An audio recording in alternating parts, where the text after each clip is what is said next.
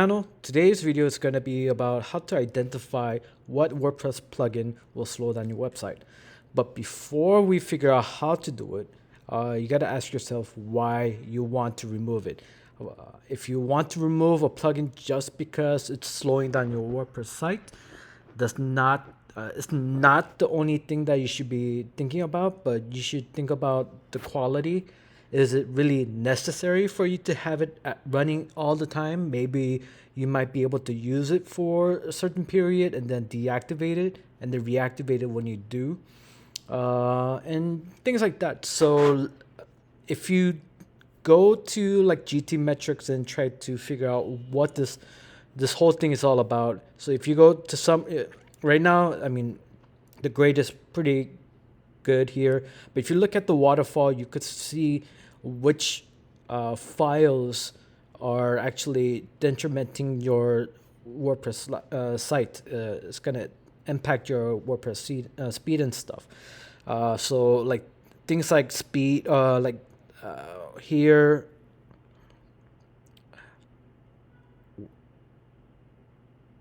Elementor, plugins, adding fonts,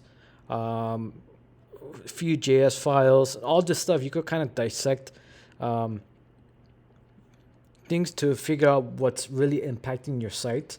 But really, it's all about the performance of your site. WordPress has a lot of functions, and what you want to do is really dive into what's going to cause your site to take a lot of resource and to make sure that you have an optimal website versus just installing a bunch of plugins to make you lazy. I mean, but also help you. If it help you enough, then you should keep it. But if it does not help you a lot, then I think you should really take consideration. For example, this contact form is one that you really don't need. I mean, you could hire a developer to create a HTML form so that it's hard coded to your site versus a plugin with all these different functionality that you might not need. So a lot of these plugins are here to help you with multiple things. But if you just want one thing, maybe you could go to Upwork or Fiverr or things like that, and see if you could maybe have someone create a file or add it to your website hard coded versus installing a plugin. Uh, so, two things that you want to use is Query Monitor.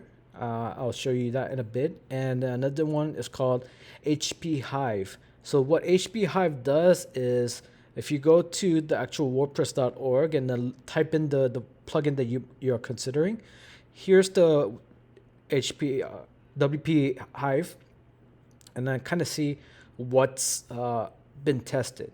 So two things that you want to look at is the latest update. How frequent is the update? So you know that they're constantly revising their plugin and optimizing and things like that. So there's not a lot of issue with poor quality of the plugin. If the plugin hasn't been updated for about a year, you might want to consider not using that plugin because they're not really focused on trying to optimize their plugin. So you have quality in consideration. And sometimes when you update your PHP or your core latest WordPress update, is it compatible or is it going to be conflicting with your site? And then things, a lot of these factors you should take consideration because it could slow down your site but also crash your site. So a WP Hive is an Chrome extension tool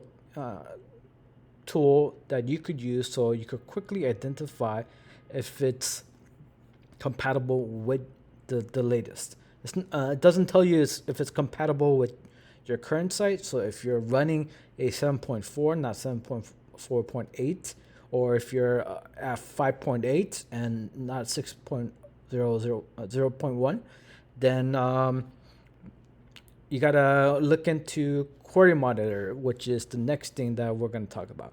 So Query Monitor helps you identify what's causing issues, but also what components of the plugins is slowing down your website. So once I install, I have four PHP errors, but what we want to do right now is identify queries, and then you're going to go to queries by component.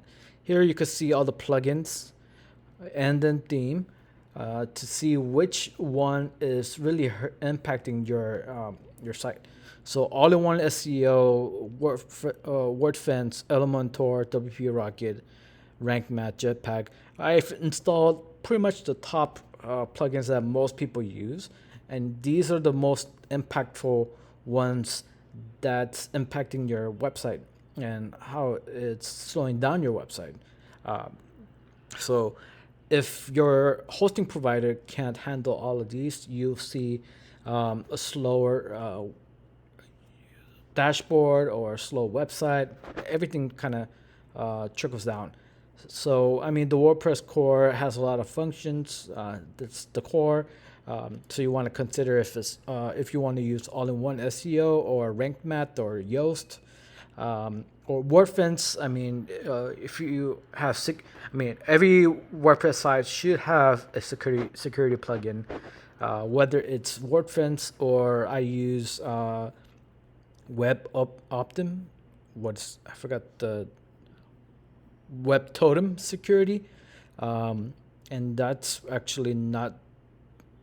So right here, it's less impactful than WordFence. So you want to pick and choose which one's the culprit of really hugging your whole resource. So queries by component is really helpful where you can find all of that here. So pretty much that's the quick video that I wanted to really get into. Here you can see the knowledge base plugin is like a lot of these. If you have a lot of issues with the plugin, you might want to consider contacting support to see help clarify what this issue is. And maybe they might be able to update it so that it doesn't create any conflict. And overall, you want a healthy site, and handing over your site to other like plugins like this could really cause a slowdown of your site or crashing of your site. So make sure to keep a good hygiene of your site. And yeah, let me know if you have any questions about WordPress plugins. I mean, the other thing that I want to point out is you will have plugins on WordPress. It is inevitable.